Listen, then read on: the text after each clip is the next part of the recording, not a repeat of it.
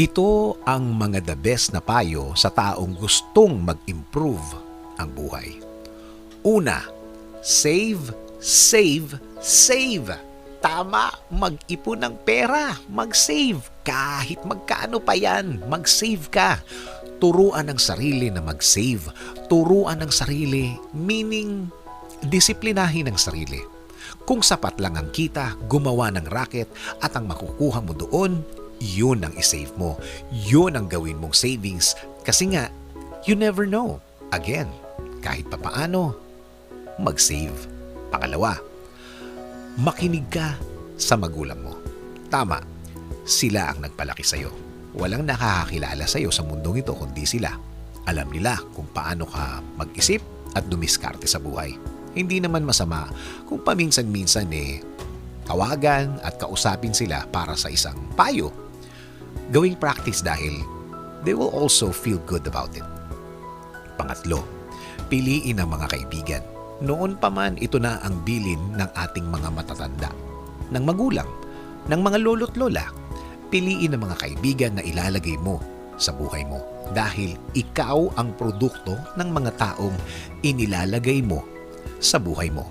Pwede mo ring idasal sa Diyos na ilagay niya ang mga tamang kaibigan sa buhay mo. Pang-apat, paminsan-minsan matutong mag-isa. Yes, may mga bagay sa ating buhay at pangyayari na kailangan nating mag-isa. Nagawin at pagplanuhan ang isang bagay ng ikaw lang. Madalas, magbibigay ng responsibilidad ang mga ito. Well, sa totoo lang, hindi ka naman nag-iisa. Andiyan ang Diyos para i-guide ka sa tama at tahimik na trabaho. Panglima, matutong makinig sa Diyos. Kilala mo pa ba ang boses niya? Kilala mo pa ba ang guidance niya?